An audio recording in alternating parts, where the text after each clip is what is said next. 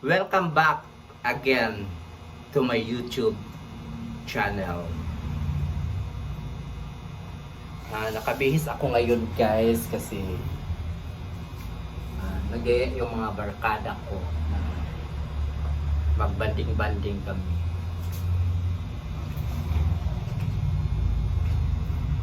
Bagong paligo lang ako ngayon. Ay, thank you pala kanina sa mga sa mga hindi ko kilala na nag-view sa video YouTube ko.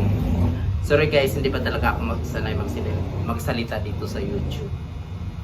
Sa lang talaga ako sanay magsalita sa ibang social media guys.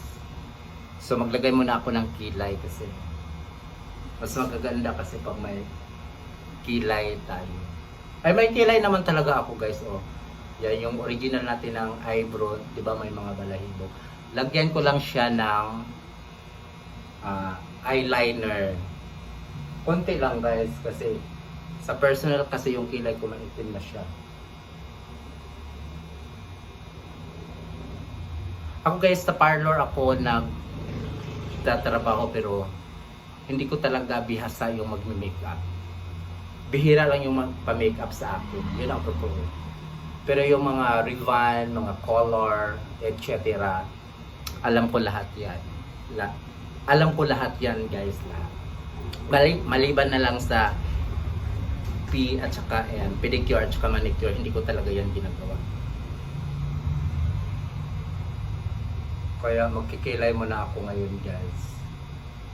Para magkaroon naman ng volume yung kilay. Volume, yan? Buhok. Volume. Nahirapan talaga ako pag naka-slide yung camera guys. Kasi hindi ko alam kung saan ako titingin. Kasi kung sa right ako, nakaharap ako, yung mata ko parang duling. Pero pag nakatingin ka pala sa kasi may nagturo sa akin guys pag naka-slide yung camera, dapat doon ka talaga titingin sa harap ng camera, doon mismo sa camera kaharap para yung mata mo straight tingnan sa mga viewers.